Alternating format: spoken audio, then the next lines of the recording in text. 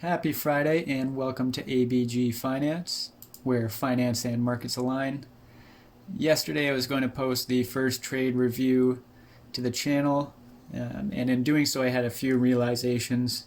First, I was rushing to get that video posted and creating unnecessary stress for myself. Life has a darn good tendency to create enough stress for us. We don't need to be a contributing factor to that. The second was, when I watched that video back, I realized I might be adding to the intimidation factor of finance and the stock market. And that's not the point with ABG Finance. The point is to lessen the intimidation factor, not let it live on. So I wanted to step back and change the way I was approaching this. I thought the best way to do that would be through a mini-series. And with those mini-series, what I'm going to do is take what we highlight today, break them down into singular videos, go a little bit more in depth on each. And that way, depending on your learning time frame, whether it's a day, a week, month, you're able to pick up a video on your own time, at your own pace, and not overwhelm yourself with a bunch of mumbo jumbo that I'm throwing at you in one video. So I think it's beneficial to the viewers, and it also allows me a chance to get a little bit more acclimatized to using these videos and making these videos, because this is not something I'm familiar with, and I have run into my fair share of difficulties thus far. So getting right into this with the chart displays and different platforms, software, there is a lot of option out there. Some of them will be free, some of them will be pay to use, some of them offer a blend of both. Those that offer the blend will typically offer it on a tiered pricing structure, where as you pay more money, you get more capabilities, more access, and a lot of them have pay plans that might operate on one day, weekly, monthly, yearly.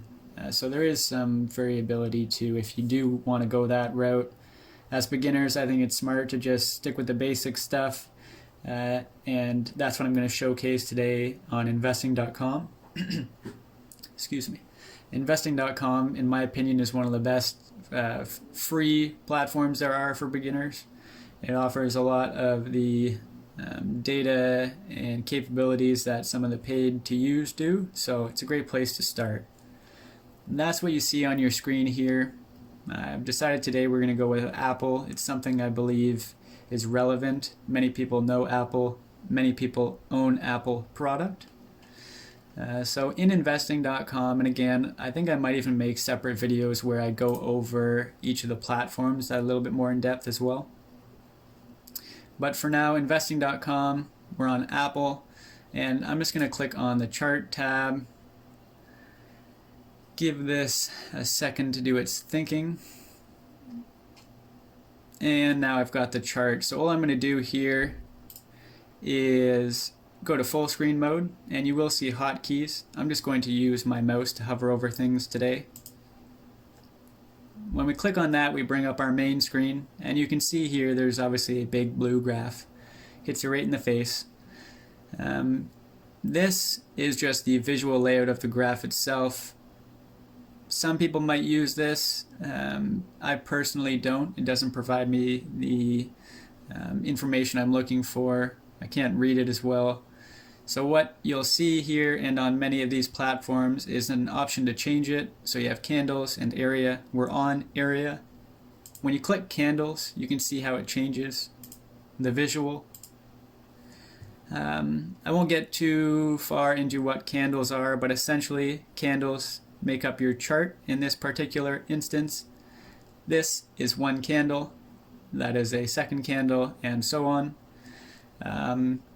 Real briefly, a candle is made up of a wick, which is these little tails on the bottom, or maybe even hairs on the top, with a body. So a wick and a body equal a candle. And candles make up the price movement, depending on what time frame you're looking at. So that's how you change those right there. The second is your bar style, so that's going to change how the candle appears. Again, I'm just using standard candles. There's many options here. You don't need to know all these. I'll just briefly click on a few to see the visual change. Right, so each of these provide essentially the same information, and it's just how you read it. Some people might prefer one over the other, and that's totally up to them. So that's just a quick overview of your visual display and setting that up. Beside that, you've got your time frames. So these are just how the candles appear on your chart. So if we go to the 1 day, this means that each of these candles represents a singular day of stock price movement.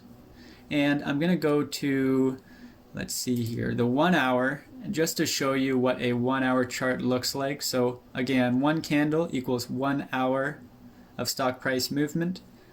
And I'm going to go now into the 1 minute, and just to kind of explain how these all flow together.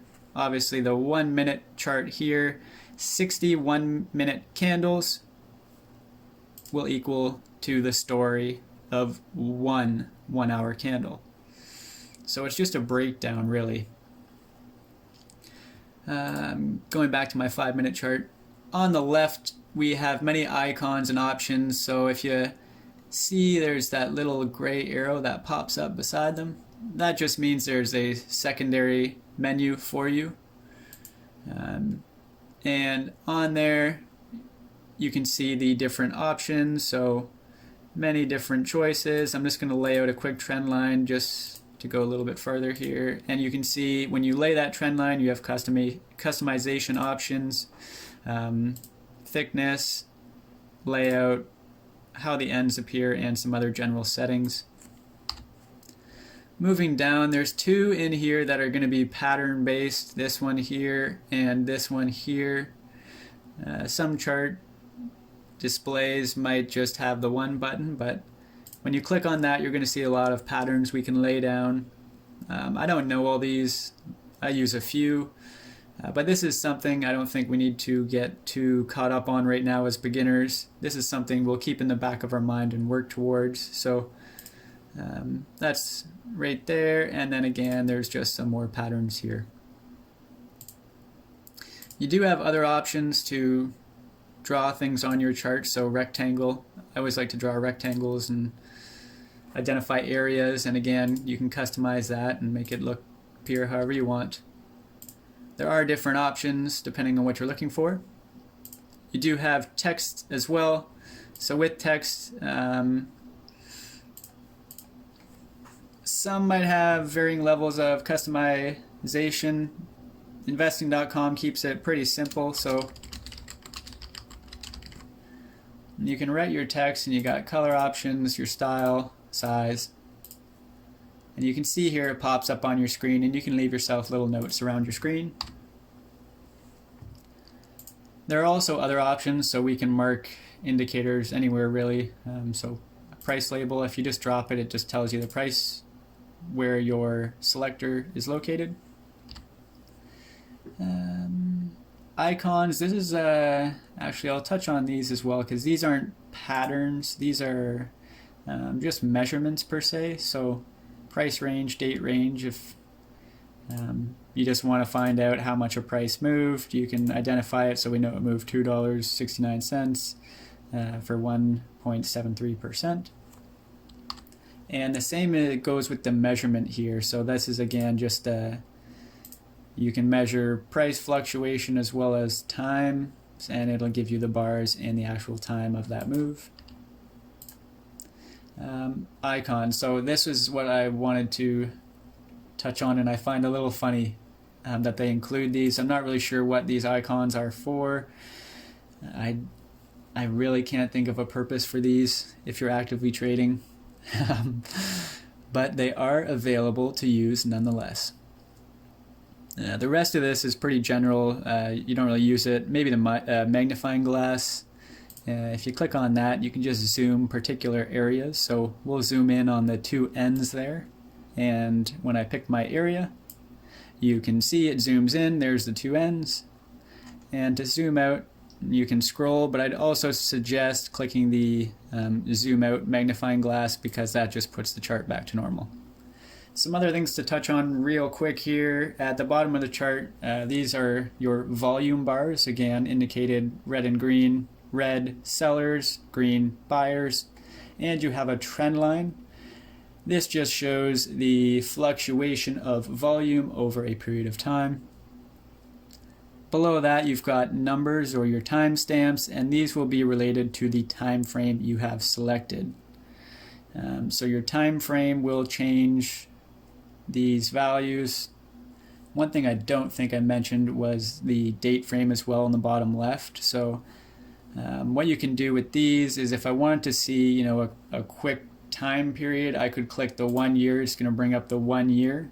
You'll notice that in doing so, our time frame has changed from the 5 minute we were on to the 1 week. And this is just so that they can fit in the 1 year period we have chosen into our chart display. Depending on the size of your screen, you might be able to get in more or less. I'm just going to go back to the 1 day 5 minute chart, scroll out so it looks a little bit better, and back to the volume here. So again, at the bottom you have your volume, your timestamps, and the last thing we'll touch on is very important. It is your prices. So this is just the prices of the stock and the fluctuations that it will make throughout the day or the period you have chosen. What I will show real quick, but we aren't going to get into these, is just how your indicators might arrive. And sorry if you heard that noise, that was my speaker dying on me. But if you change some information on your indicators, you'll obviously notice on the price that you've now got your stock price, but you've also got the price values of the indicators you're using, and this just helps you create a quick reference to the actual current stock price. Other than that, I think that is excuse me, I think that's everything for this video. Anything I touched on today I will review and make sure to include in the mini series for us. Other than that, I hope you have a wonderful weekend, and as always, keep on keeping on.